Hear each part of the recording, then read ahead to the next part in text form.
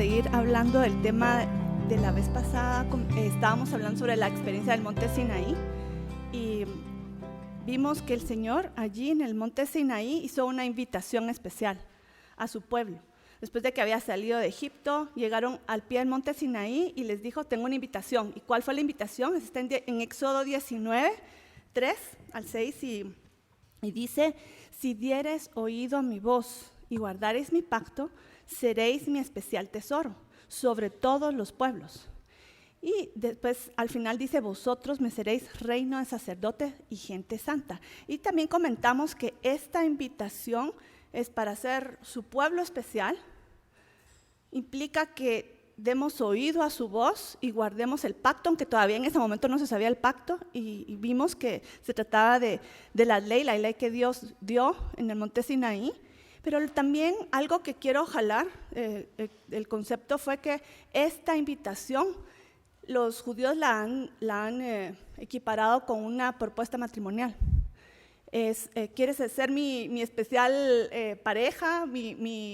El pueblo, en términos de pueblo, ¿verdad? Serás para mí especial. Y cuando hay una relación así, tiene que haber un compromiso, ¿verdad? Uno no va a seguir actuando como que si fuera libre, ¿verdad? De hacer lo que uno quiere, sino que uno tiene un compromiso. Y el compromiso, vimos que era, en resumen, era los 10 mandamientos. Y el Señor dijo: yo me voy a presentar delante de todo el pueblo ese día, era el día 50. Y esto está vinculado con la fiesta de Shavuot, conocida como Semanas, o Pentecostés. Entonces ese era el día especial que Dios bajó en medio de su pueblo, claro, en medio de su pueblo en la montaña, se quedó en la cima, porque la santidad de Dios con nosotros todavía en pecado no nos mata, ¿okay? Entonces el Señor dijo: prepárense para ese encuentro, y el Señor, la presencia de Dios bajó.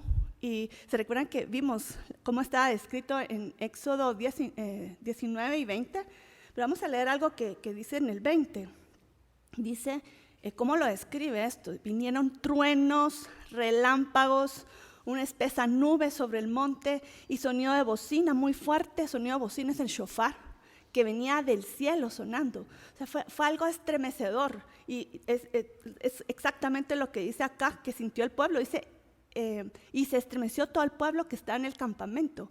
Fue demasiado fuerte esta experiencia, demasiado fuerte. Y solo quería comentar algo antes de seguir con la historia acerca de esta mención de los truenos y relámpagos. Hay algo interesante con la palabra trueno en hebreo, se pronuncia kol, y kol también tiene otro significado.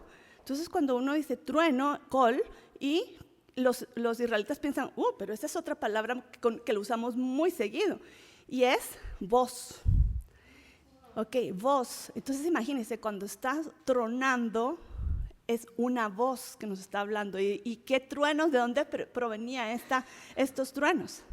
De Dios. Dios estaba hablando.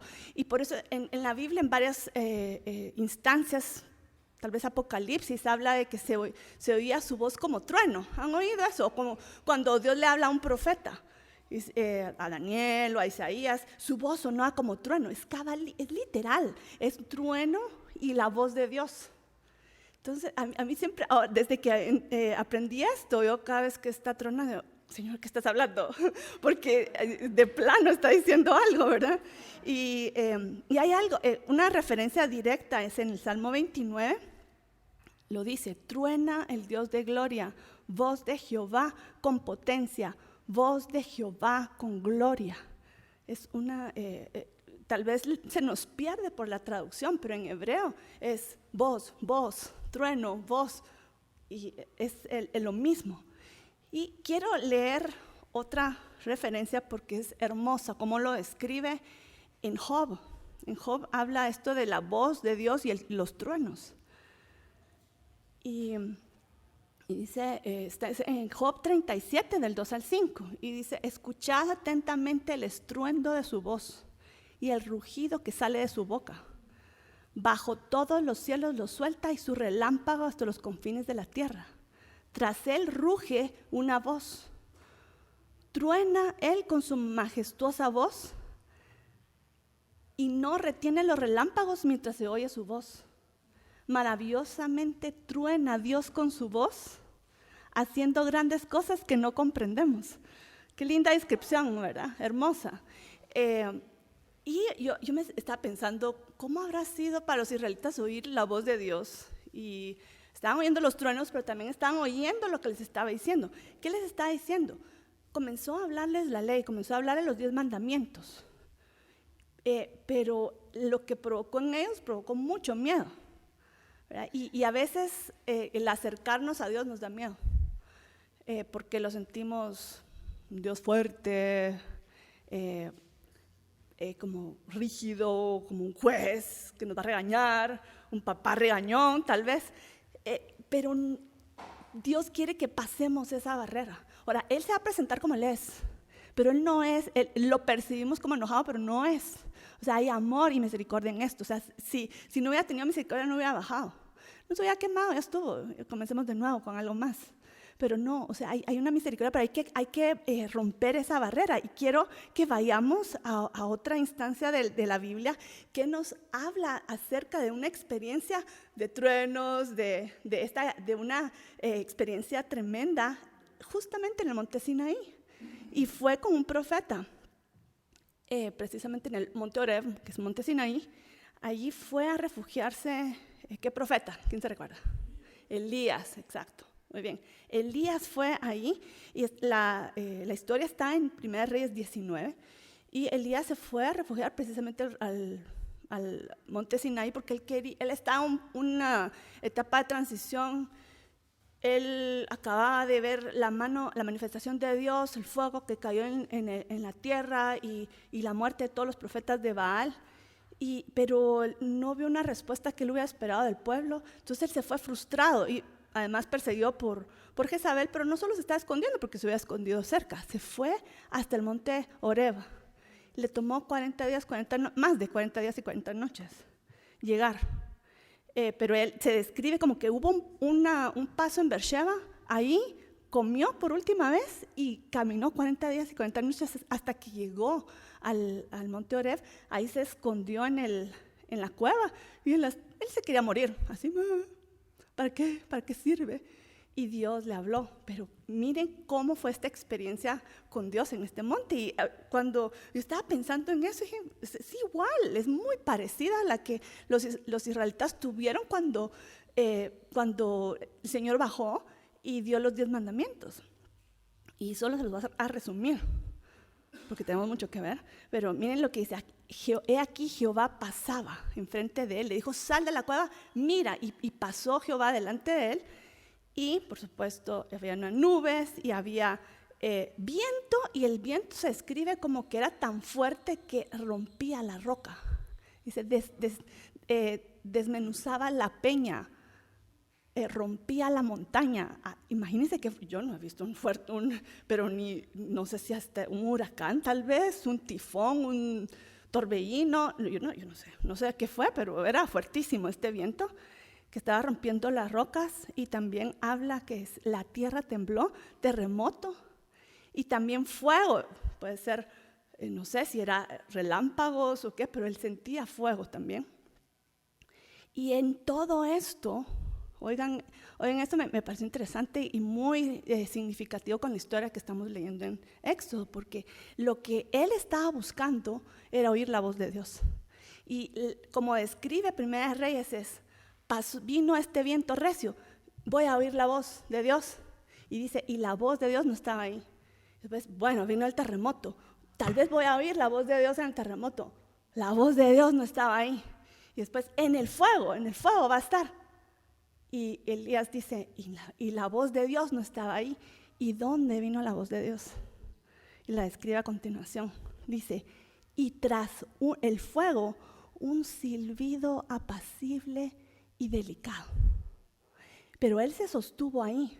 Él estaba esperando oír la voz de Dios después del terremoto, después del fuego, después del viento. Se aguantó y llegó a escuchar la voz de Dios, pero calladito, muy suave.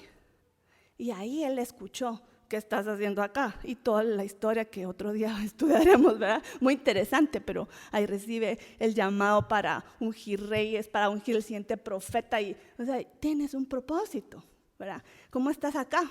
¿Qué haces acá?, le dijo Dios. Pero eso lo quería mencionar, ¿por qué? Porque estamos viendo una situación similar, pero no solo con el profeta, sino que con todo el pueblo de Israel al pie del monte del Sinaí, escuchando la voz de Dios tremenda, terrible, con esos truenos, relámpagos, terremoto, sonido de shofar. Yo creo que haber sido, imagínense, se mueve la tierra, se mueven los aires. O sea, ¿qué hay de sólido?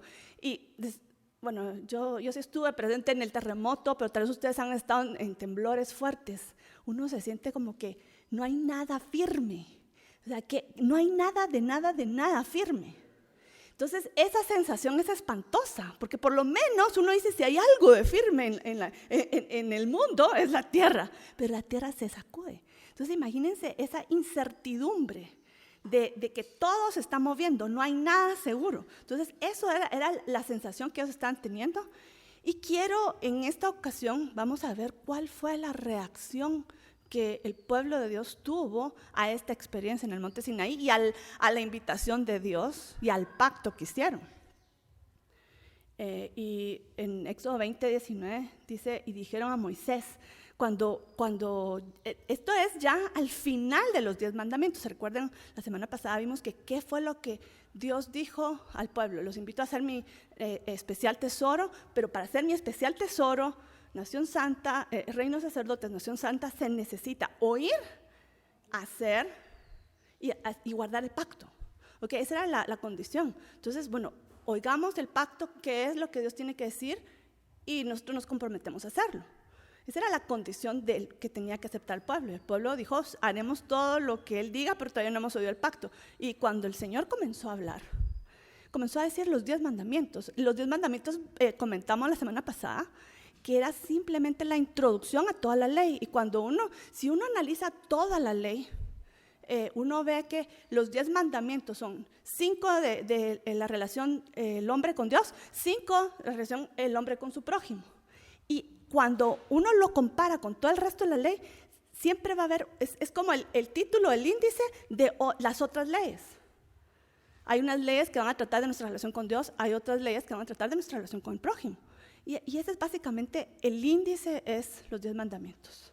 Entonces, Dios había hecho la introducción de la ley en el monte Sinaí, y en eso el pueblo está demasiado afectado por oír la voz de Dios y ese temblor de la tierra, no aguantaban. Entonces dijeron a Moisés: ay, Moisés, por favor, habla tú con nosotros y nosotros oiremos, pero no hable Dios con nosotros para que no muramos. Ellos tenían demasiado miedo. Y entonces, en pocas palabras, dijeron: pausa, por favor, un receso, pausa, porque el Señor iba a seguir hablando. Ahí, o sea, en los 10 mandamientos el Señor, pero ellos dijeron: pausa, por favor, necesitamos que Dios pare de hablar porque nos vamos a morir si seguimos aquí en la presencia de Dios. Eso es lo que ellos sentían. Y vamos a seguir leyendo, y dice: y todo el pueblo observaba el estruendo y los relámpagos y el sonido de la bocina, y el monte humeaba. Esto no lo habíamos mencionado. El monte humeaba. Viéndolo, el pueblo temblaron. Pero aquí hay otra frase final de este versículo que es donde yo quiero resaltar, porque eso es lo triste. Y miren lo que dijeron: y se pusieron lejos. O sea, lo triste fue que se alejaron de Dios en lugar de acercarse. Ahora, uno se pongo en su lugar y tal vez haría lo mismo. O sea, era una situación muy fuerte. Y me llamó la atención porque cuando estábamos comentando la vez pasada de esto, yo me hacía a Moisés fuerte, ¿verdad? Porque no se describe como que él estaba con miedo. Y él, cuando le dijeron: ve tú en lugar de nosotros, él dijo: está bueno, ¿verdad? Pero leí un versículo en Hebreos que describe que él también tenía miedo.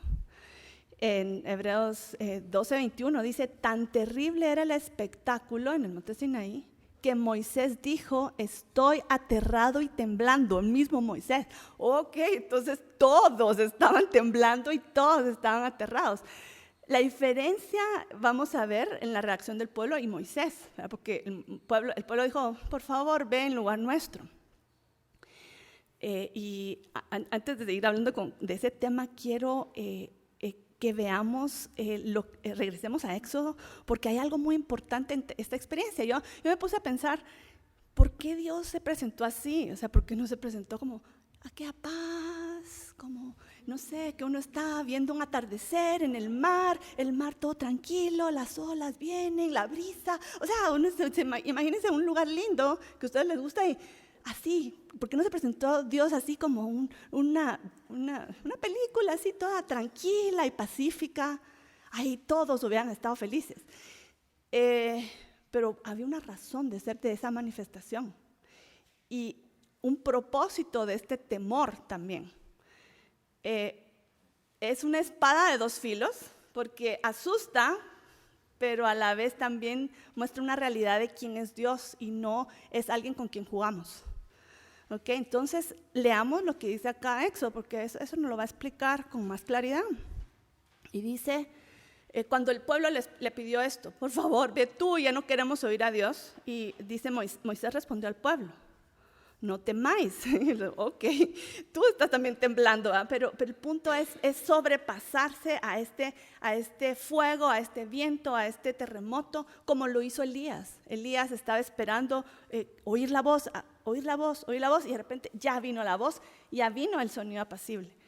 Y tal vez Moisés tenía esa experiencia, dijo, no temáis, o sea, no es para destrucción. Si puso el Señor límites es por algo, porque todavía no hemos llegado al punto de la restauración de todas las cosas donde vamos a poder estar cara a cara con Dios, que eso lo vemos que va a pasar al final de Apocalipsis. O sea, el Señor está restaurando, pero lleva un proceso.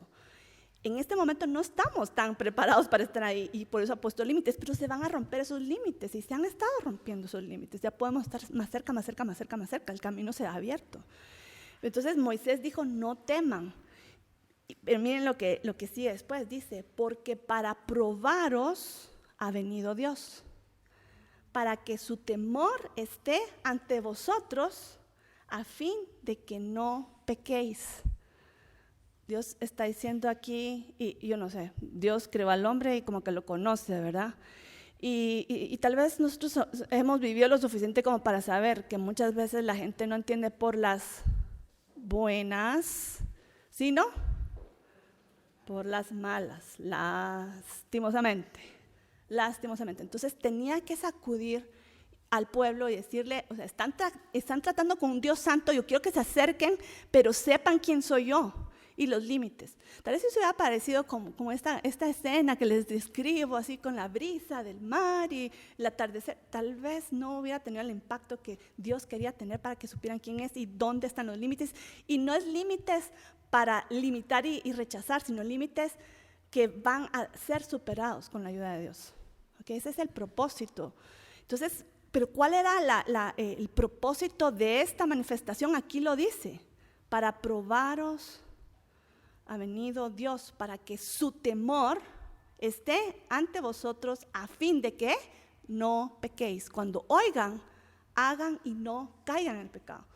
Que comiencen una vida de rectitud. Y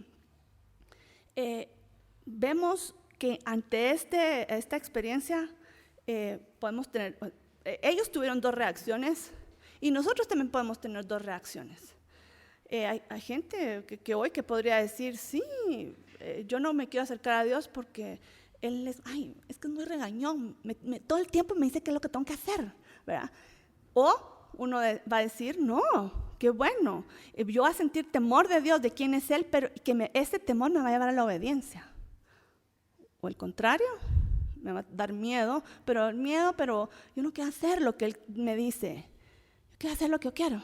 Entonces, ¿cuál va a ser el resultado? Alejarse.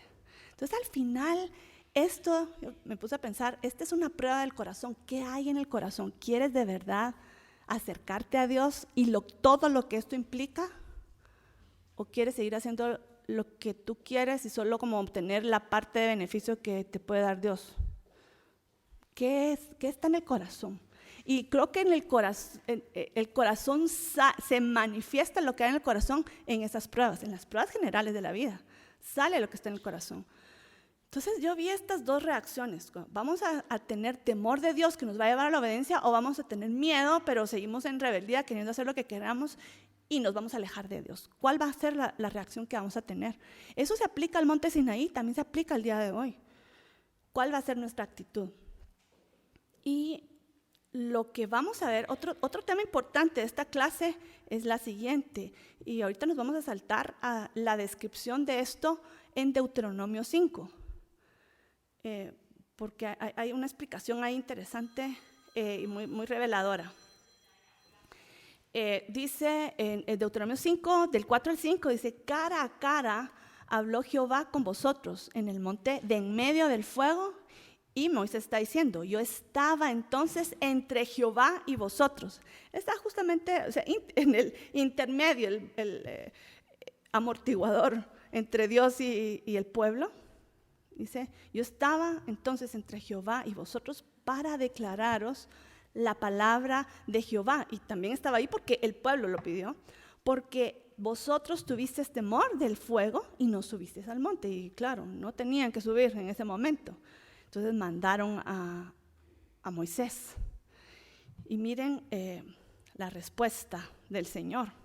Entonces, cuando ellos dijeron: ay, por favor, que vaya Moisés en lugar nuestro, esta fue la respuesta de Dios. Nos interesa saber cuál es la respuesta de Dios, ¿verdad?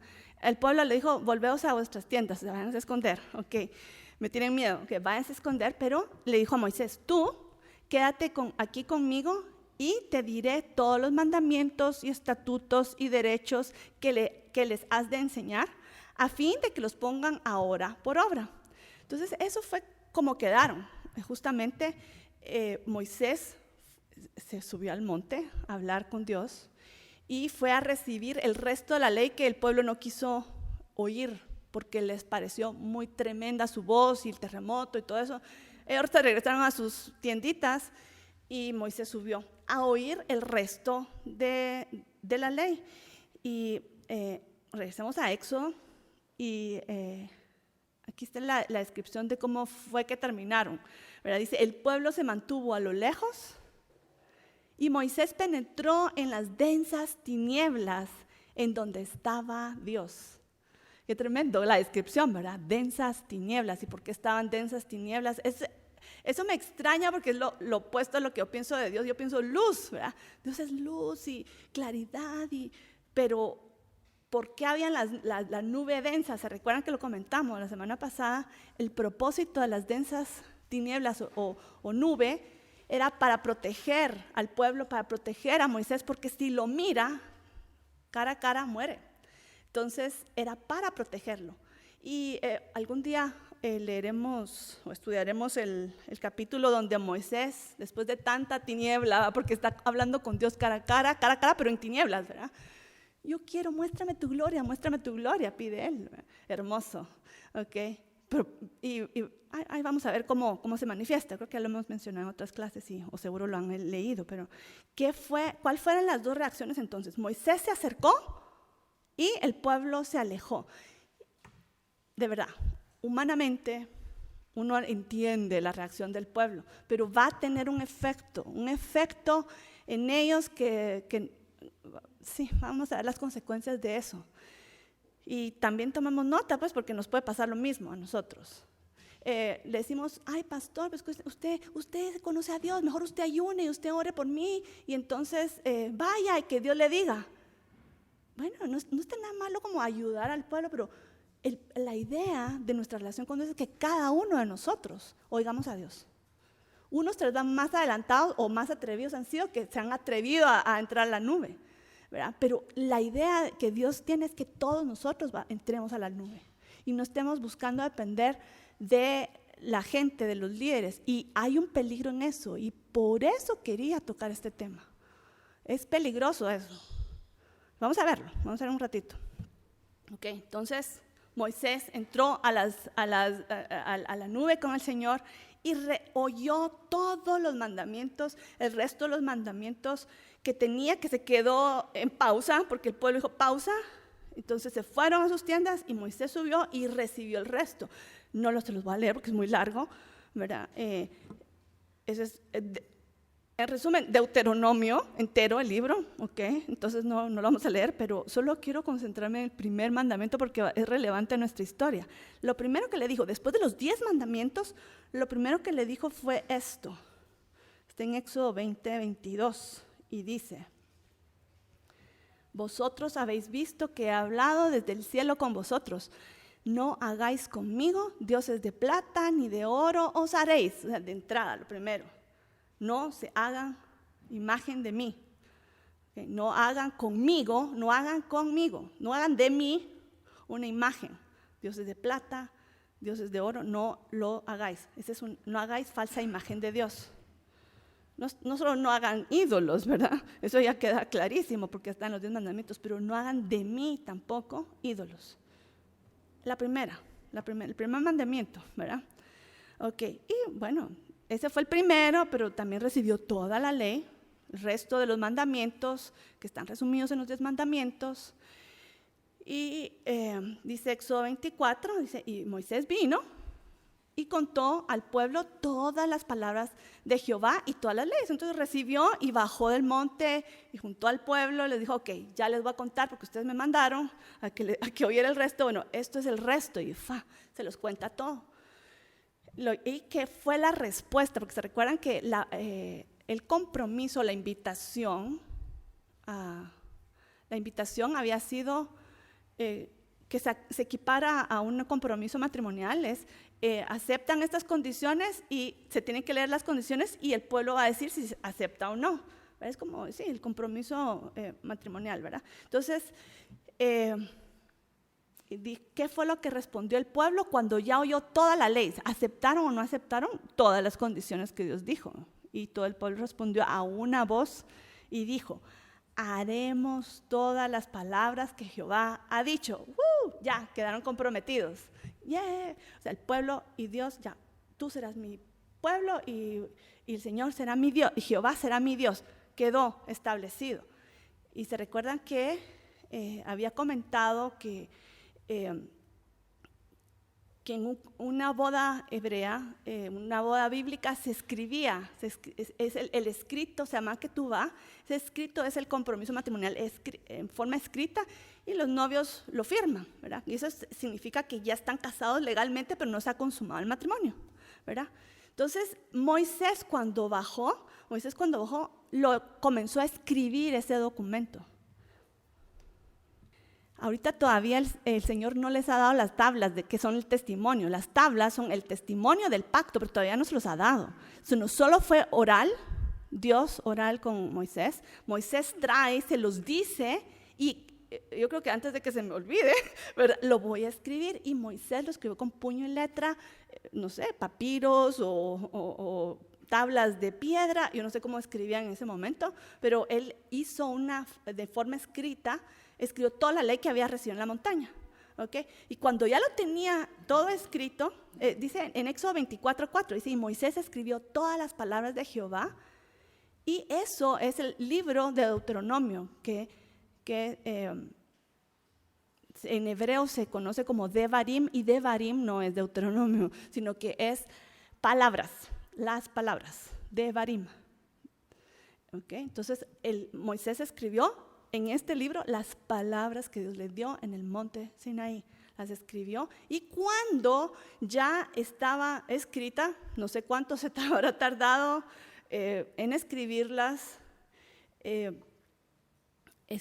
ya estaban listos para la ratificación y la ceremonia del pacto.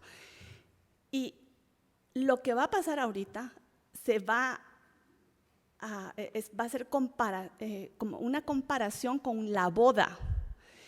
Yo no lo había visto así hasta ahorita que lo estaba estudiando, porque hay sangre, hay la cena, hay muchos elementos de esta ceremonia del pacto que concuerdan con la boda. Entonces, veamos qué implica.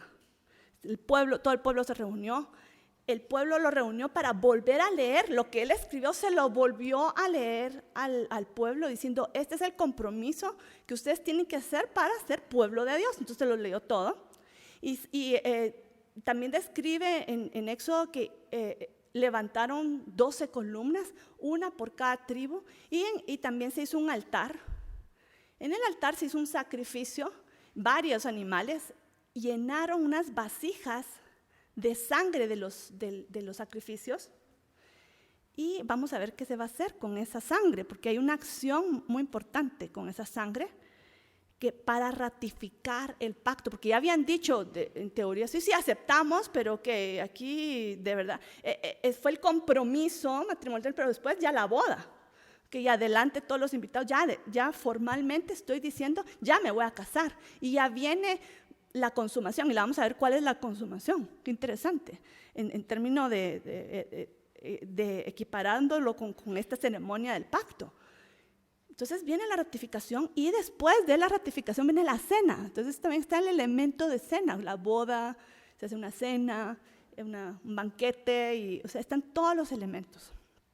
Y ahí solo un paréntesis que es muy interesante, en esta cena los 70 ancianos, Moisés y Aarón, fueron al pie del monte Sinaí a comer. O sea, el pueblo tal vez comió en el campamento, pero los animales que fueron sacrificados se cocinaron, se prepararon y los llevaron al pie del monte Sinaí. Y ¿saben cómo describe? Describe que se sentaron a comer los 70 ancianos y miraban para arriba y miraban los pies de Dios. Porque dice que había un embaldosado como de azul, como zafiro. Hay diferentes descripciones en la Biblia, pero es este embaldosado o este mar de cristal o es una separación, lo que separa a Dios del hombre, de la tierra, de todo, la creación, diría yo, es embaldosado. Que en Apocalipsis, un tip, Apocalipsis 21, creo que 21, dice, ya no habrá más mar de cristal. No es que no va a haber océanos, cosas así. Es que esa separación, ese mar de cristal que está escrito como la separación entre el cielo y la tierra ya no va a existir. Es ese embaldosado, de zafiro lo describe. Pero dicen que ellos miraban para arriba y ahí estaba, el pie del trono de Dios. ¡Qué impresionante! Se abrió el cielo. ¡Qué visión más impresionante! Eso lo pudieron ver los 70 ancianos y Moisés. Mientras que estaban en esta cena de ratificación. ¿Okay? Y me quería concentrar en algo, en la sangre que les mencioné. Porque dice, entonces Moisés tomó la sangre del sacrificio, o sea, hubo el sacrificio, pero guardaron la sangre, creo que la mitad. Y dice, Moisés tomó la sangre y roció sobre el pueblo la sangre. Eso fue el sello del pacto. Roció la sangre. Imagínense qué impresionante que la sangre caiga sobre uno. Eso y es parte, sí, no es tan agradable, ¿verdad? Pensar en eso, pero ¿qué significaba? Estaba sellando el pacto. O sea, este es un pacto de sangre. Alguien murió para que quisiéramos este pacto, ¿verdad? Y esto para ellos no era algo extraño, porque cuando se hacía un pacto entre dos personas, o sea, digamos, esta tribu con esta tribu, entonces se juntan los dos jefes y queremos hacer un pacto. El pacto era de sangre. Entonces sacrificaban animales como lo que hizo Abraham con Dios, que caminó la luz, la antorcha en medio de los animales, pero Abraham se durmió, ¿se recuerdan? Se llama el pacto entre las partes.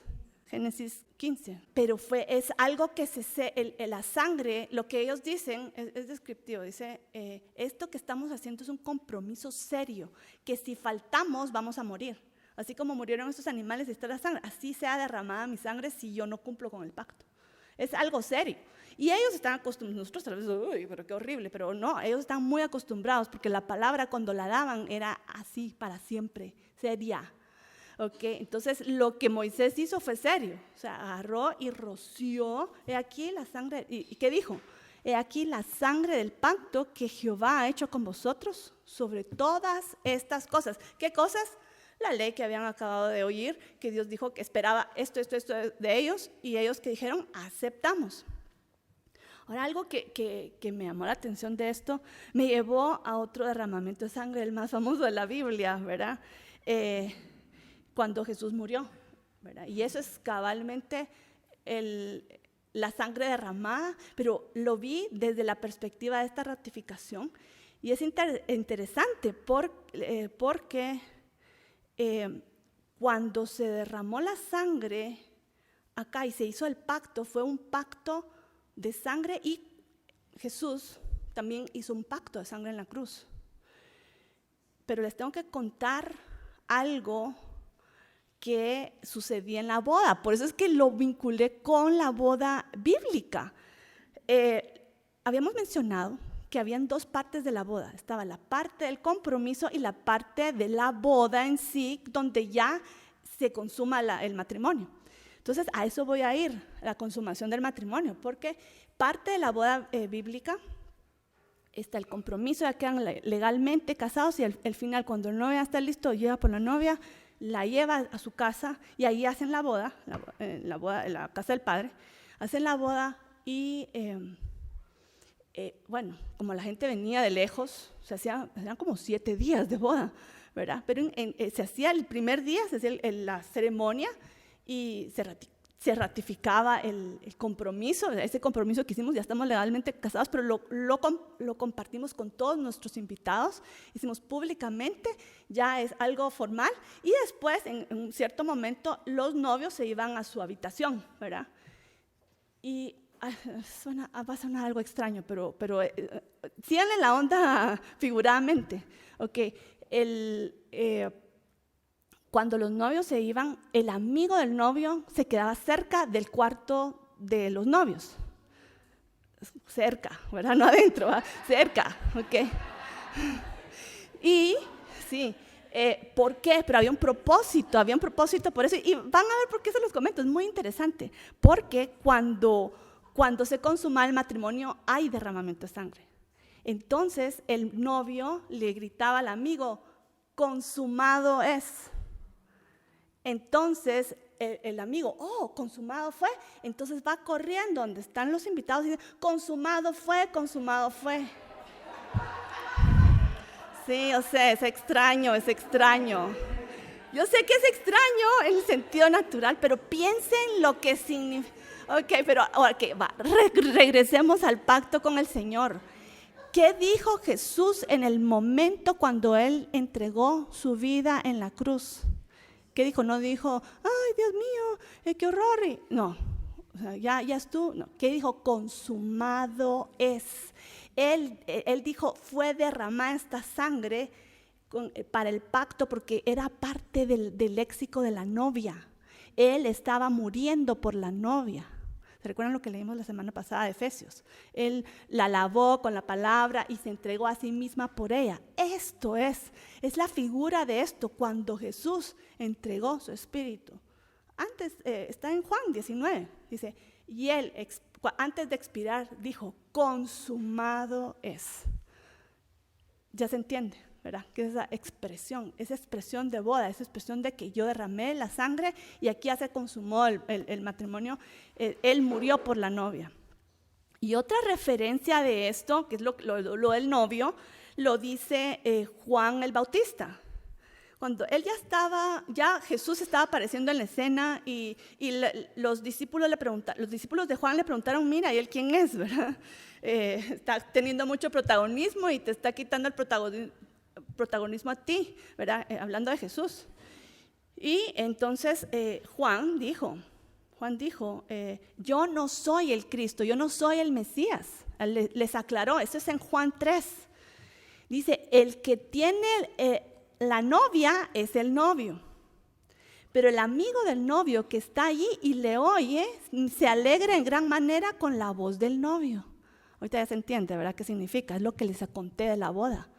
Dice, por esto este gozo mío se ha completado, porque Juan el Bautista, es el amigo del novio, que está diciendo, ¿quién es el novio? ¿Tú eres el Cristo? No. ¿Tú eres el Mesías? No, es Él.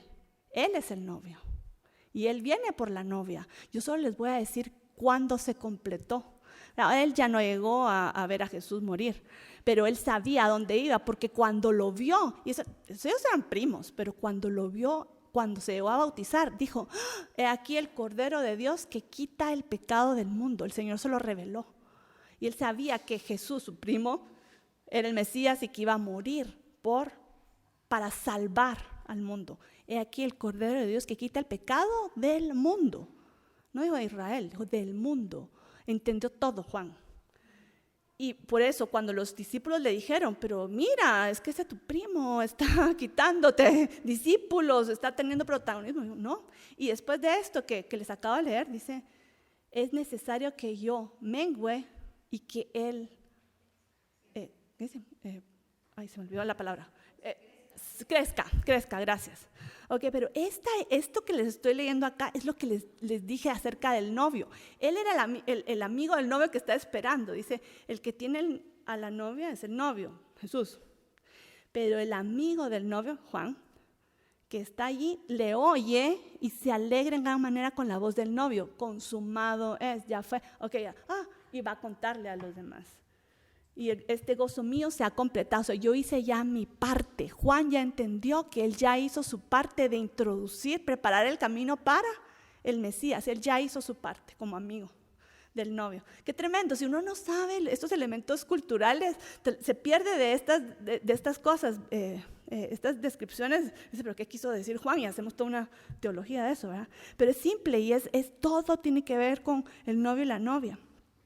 Y lo mencioné ahora porque eso fue lo que pasó en el monte Sinaí, al pie del monte Sinaí, cuando se ratificó el pacto, cuando hubo este derramamiento de sangre y que fue rociado el pueblo con esta sangre. Eso es lo que se estaba haciendo, se estaba sellando este pacto entre Dios y el pueblo. Entonces ya se habían casado. Cuando se terminó la ceremonia en el monte Sinaí y estaban todos felices, fue esta ceremonia especial entre Dios y el pueblo, Dios le dice a Moisés, por favor ven para acá, todavía está en la nube ahí arriba, dice, sube a mí al monte y espera allí y te daré tablas de piedra, ya vienen las tablas, y la ley y mandamientos que he escrito para enseñarles. Okay. Ya había dado la ley, pero ¿qué es esto que falta? Lo que faltaba eran las tablas del testimonio, porque solo se había dado oralmente y después Moisés ya lo había escrito con su puño y letra, pero lo que venía era algo especial, era un documento especial que es tablas del testimonio escritas con el dedo de Dios. Vamos a leer Éxodo 31, lo que dice. Dice, cuando terminó de hablar con Moisés sobre el monte Sinaí, le dio las 2 tablas del testimonio, unas piedras que dan testimonio del pacto que se acaba de hacer. Tablas de piedra escritas, no por Moisés, esculpidas por alguien, un artista, no, escritas por el dedo de Dios. Imagínense qué especiales eran esas piedras. Y que están ahí escritas los 10 mandamientos, que es el resumen de toda la ley, eran lo que daba testimonio del pacto que acaban de hacer. ¿Okay? Entonces eso es lo que conocemos como las tablas de los 10 mandamientos, que es el resumen de la ley. En este momento fue que se dio, después de haber ratificado el pacto, subió Moisés a recibir esto.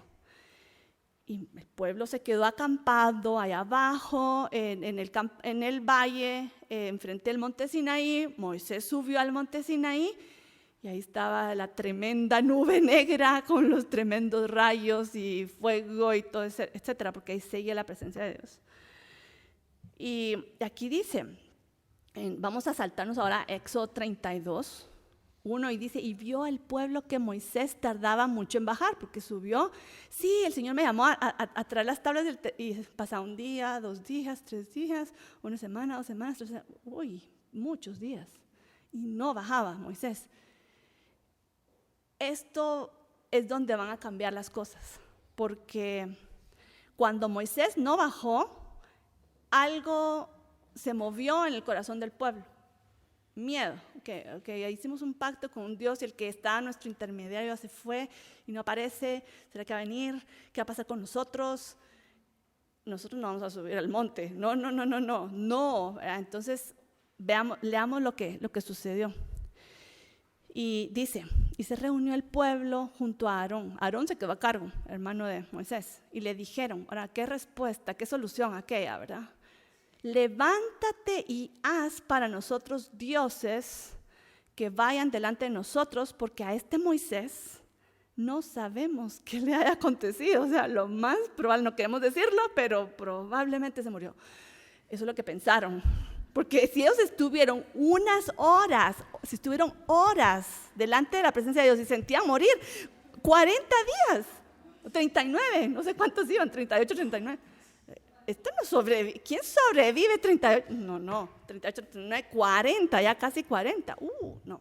Entonces ellos pensaron que se había muerto, pero en lugar de decir, bueno, ahora Aarón, ve tú a hablar con Dios, no, sino que se les ocurrió, ¿verdad? Haz nosotros dioses. Ahora, aquí hay algo que tenemos que ver, y va a quedar claro con lo que vamos a leer a continuación, pero solo se los quiero decir de una vez. Dice, haz para nosotros dioses, y hay un poquito de conflicto en la traducción.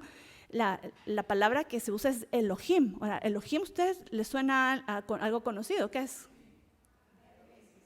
Elohim es un nombre de Dios también, pero también puede traducirse como dioses, ¿verdad? Y entonces viene la traducción, lo traducimos como Elohim, el creador, Dios, creador, o lo traducimos como dioses, dioses, y tal vez a los traductores les hizo más sentido dioses, ¿y por qué van a hacer una imagen de Dios? Bueno, igual de aberración es, ¿verdad? Una cosa como la otra.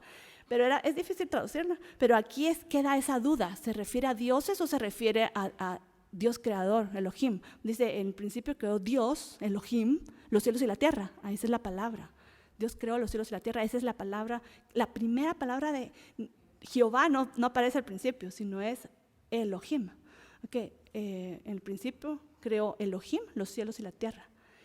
¿Será esa o serán dioses? ¿Será ese? ¿Será ese? Y va a ir a aclararse conforme va avanzando la historia. Y ahí es donde tenemos que estar pendientes, ¿verdad? ¿Qué es lo que está diciendo la historia? ¿Hacia dónde lleva? Ahora, Aarón era el líder, el que supuestamente tenía que tener la cordura, ¿verdad? De hagan esto, no hagan aquello, ¿verdad? ¿Y qué dijo él? Están muy enojados. Ay, está bueno, ¿verdad? ¿Qué quieren que haga? Ay, ¿verdad? En lugar de ponerlos en su lugar, él no ayudó a la causa tampoco, ¿verdad? ¿Y qué hizo? Hizo un becerro de fundición. Qué horror, ¿verdad? Pero miren lo que dijo él que era. Dice, Aarón dijo, Israel. Ahora, aquí ya comenzamos a ver a qué se refiere. ¿Qué hizo él? Israel, cuando se los presentó, ese becerro de oro, dice, Israel, estos son tus dioses, o Elohim, que te sacaron de la tierra de Egipto. ¿Qué dioses sacaron al pueblo de Israel de Egipto? ¿O qué Elohim sacó a los israelitas de Egipto? Aquí ya nos están tirando una clave, o sea, no es cualquier Dios, no es un Dios de Egipto, yo no hice un Dios egipcio, sino lo que yo hice acá en la imagen es del Dios que lo sacó de Egipto. ¿Cómo se llama? El Dios que lo sacó de Egipto. Se llama Osiris, se llama ¿quién? Jehová. ¿Ok? Ese es el Dios. Pero todavía nos queda la duda, ¿verdad? ¿Será? ¿No será? ¿No será? ¿No será? Puede ser como una interpretación, ¿verdad? ¿Ok? Pero sigamos leyendo y va a quedar más claro. Entonces dice en 32:5, Aarón edificó un altar delante del becerro y pregonó a Aarón y dijo, mañana será fiesta para Jehová. Ok, queda claro. ¿Quién era? ¿La imagen de quién es? De Jehová. Ok, esto ya es otro nivel. ¿Se recuerdan que les dije, pongamos atención al primer mensaje, en el primer mensaje que Dios le dio cuando subió al monte? ¿Se recuerdan que les dije, pongamos atención a este primer, digo, no os haráis de mi imagen, imágenes de oro ni de plata? Lo primero, se los había advertido, lo primerito que les había dicho. ¿Y qué hace? Y el pueblo sabía, Aarón sabía, no importa. Esto es serio, ¿verdad? Esto es serio. Y lo que sucedió acá con el becerro de oro es que se hizo una falsa imagen de Dios. Y si todavía tenemos duda, está explicado en el Salmo 106. Versículo 19 y 22, leamos lo que dice ahí porque lo aclara. Dice, hicieron becerro en Horeb, se postraron ante una imagen de fundición, así cambiaron su gloria por la imagen de un buey que come hierba, olvidando al Dios de su salvación que había hecho grandezas en Egipto. O sea, ¿qué hizo acá? Cambiaron la gloria de Dios, que ellos fueron testigos, y esta gloria que está en la montaña, ellos no querían subir ahí, ni querían mandar a nadie ahí, porque se va a volver a morir. Entonces, hagamos una imagen de Él, que nosotros podemos manejar, porque eso que está en la montaña, estas voces tremendas, no podemos manejarlo, porque, ay, me da miedo, no me da miedo. Entonces, mejor yo hago a Dios a mi estilo, a mi forma. ¿Qué es eso? ¿Cómo se llama eso? ¿Se dan cuenta? Yo le puedo poner un nombre sin resumen. O sea, las religiones podrían ser la traducción moderna de esto. O sea, es la interpretación del hombre, porque yo a él lo hago en una cajita ya, encierro a Dios en una cajita, a mi estilo, en mi interpretación, algo que yo puedo manejar, no algo que se me sale de las manos. Qué tremendo, ¿verdad? Ok, sigamos, porque aquí en este concepto que dice aquí el Salmo, que cambiaron su gloria por la imagen de un buey, esta referencia también se encuentra en Romanos. Y explica también por qué llega uno a eso. Dice, pues habiendo conocido a Dios, no le glorificaron como a Dios, sino que se envanecieron en sus razonamientos, porque dijeron, mi cabeza explica mejor las cosas, yo quiero entender, yo lo quiero explicar a mi forma, ¿verdad? Porque lo conocieron, pero no lo querían conocer, y tuvieron miedo. Y ese es el peligro de alejarse, ¿ven el peligro de alejarse? Ok, entonces dice, habiendo conocido a Dios, no le glorificaron como a Dios, sino que se envanecieron en sus razonamientos. Y más adelante dice, y cambiaron la gloria de Dios incorruptible en semejanza de imagen de hombre, se lo hicieron como un hombre, imágenes de hombre, corruptible, y también habla de animales. En el caso del monte Sinaí fue un animal que hicieron. Imagínense, Dios, eso es Dios, un becerro de oro, o sea, de oro. No, qué insulto. O sea, discúlpeme, a mí me hacen, ay Ana, te voy a hacer tu escultura y me hacen una de un buey. Yo me ofendo, discúlpeme, totalmente. Como, ¿qué? O sea, pero imagínense, soy una persona. Imagínense a Dios. O sea, qué ofensa. ¡Qué ofensa! Ay, no, de verdad. Uf, tremendo. Dice, pero mire, es una imagen falsa de Dios, hecha por el hombre. Cambiaron la verdad de Dios por la mentira, honrando y dando culto a las criaturas antes que el Creador. Me gusta cómo lo expresa Pablo en Romanos. Esta situación no solo se dio en el monte Sinaí, y quiero hacer mención breve de algo que sucedió en la historia de Israel, y se los he comentado en otras clases, pero es el famoso Jeroboam. Jeroboam es el primer rey del norte, de las tribus del norte, y como por su miedo personal, por intereses propios de él, para que sus súbditos no se fueran a Jerusalén y no subieran al monte, al templo para adorar a Dios, dijo, se me van a ir y me van a quitar de mi reino porque ya me gustó el poder.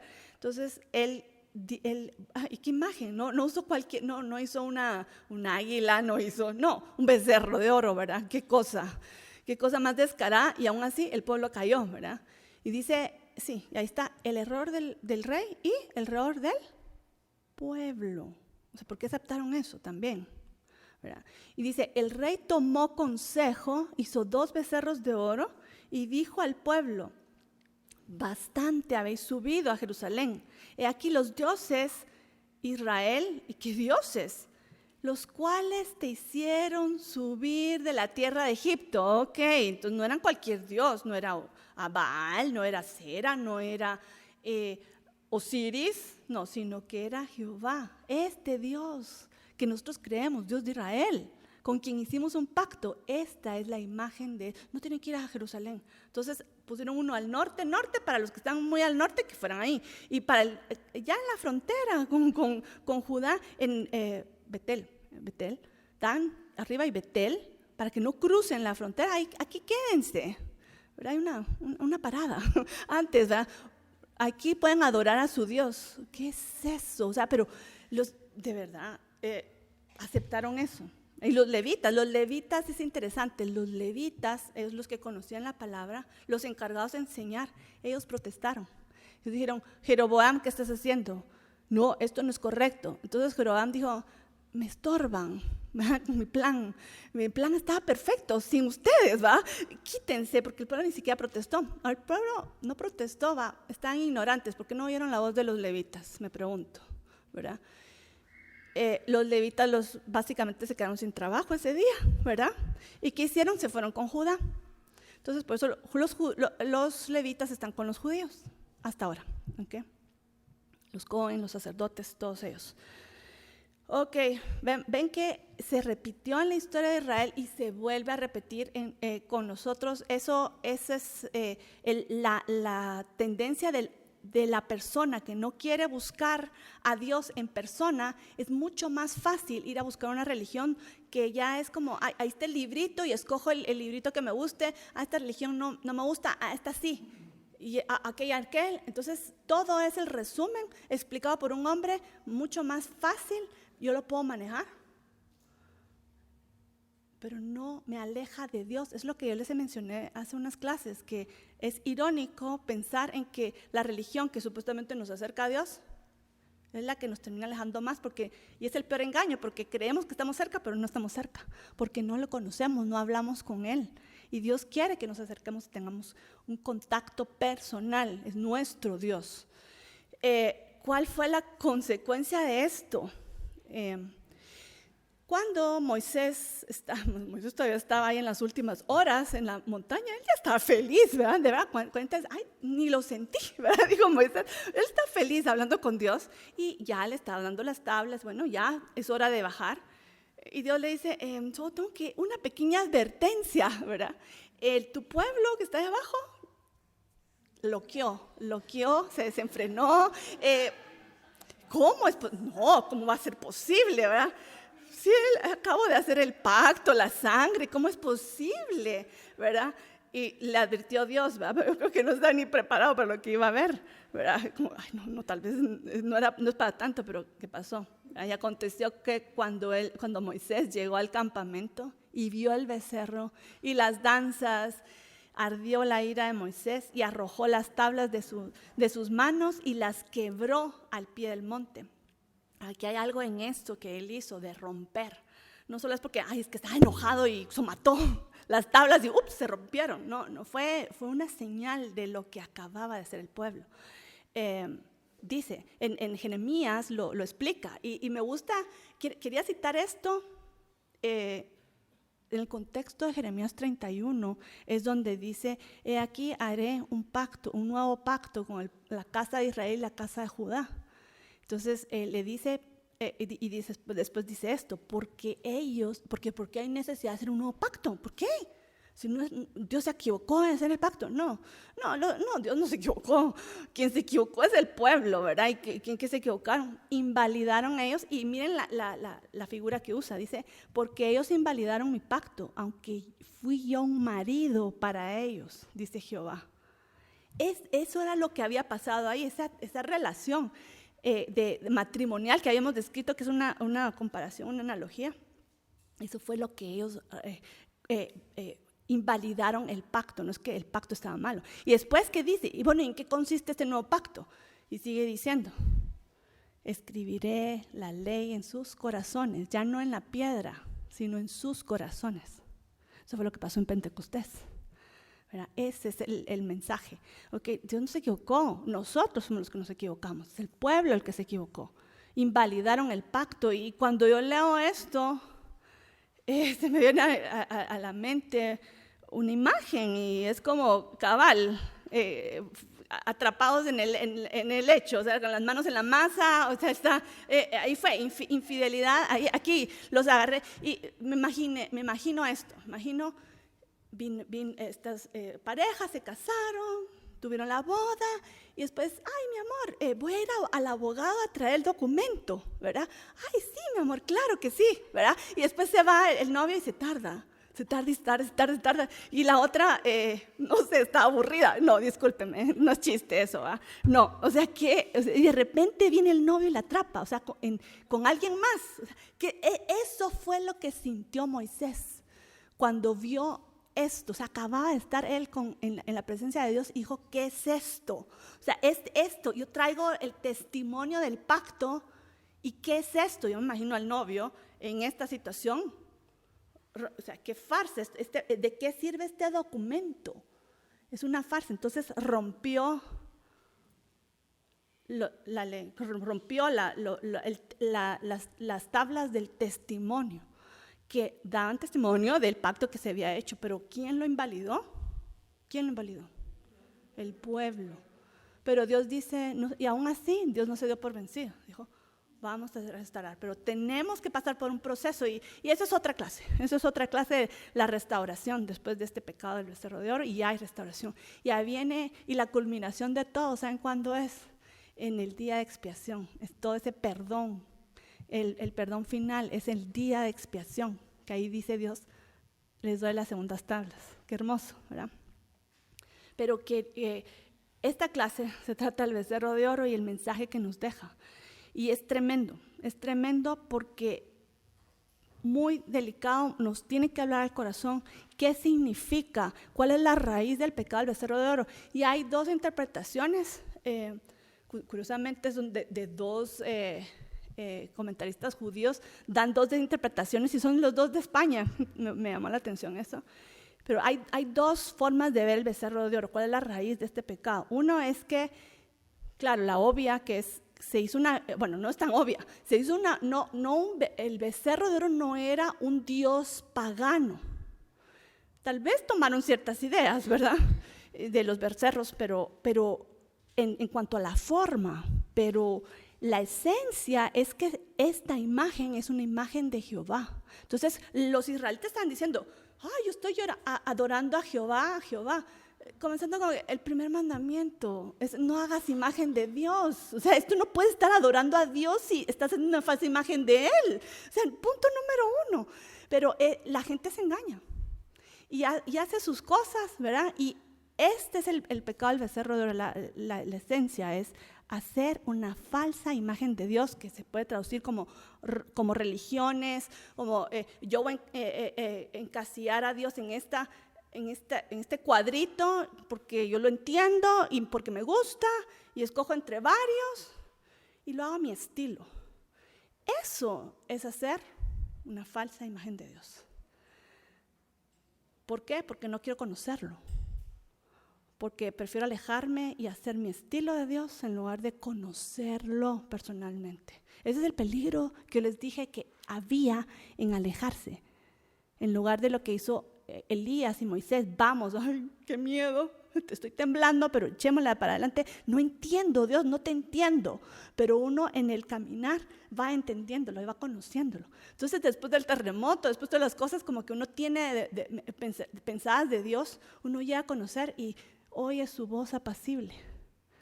Que uno llega a comenzar, es emocionante cuando uno, de verdad está oyendo a Dios. Ay, qué lindo, qué hermoso, es real. Esa es una.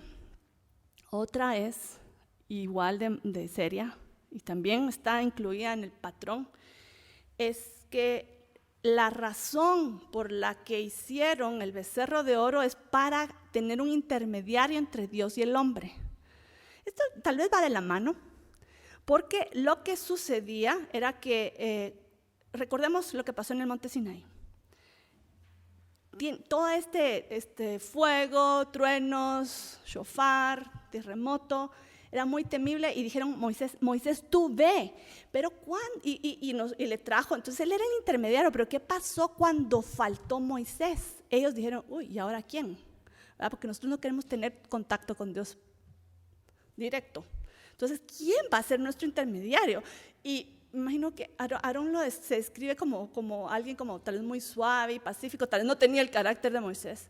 Y tal vez ni siquiera lo consideraron, ¿verdad? O él dijo, no, yo no voy, ¿verdad? No sé cuál fue el caso, pero no buscaron a un hombre que fuera, sino que dijeron que hay otro amortiguador entre Dios y el hombre. Entonces hicieron este becerro de oro. Sí, es más o menos similar también, nos lleva también a las religiones, o sea, que se hace alguien, digamos, tal vez un sacerdote, un pastor, otro líder, llamémoslo como querramos, cualquier religión o nombre, ¿verdad? Pero es alguien que me va a amortiguar de Dios. Ay, tengo que tomar esta decisión. Hey, pastor, hey, sacerdote, decida por mí, dígame, ora tú.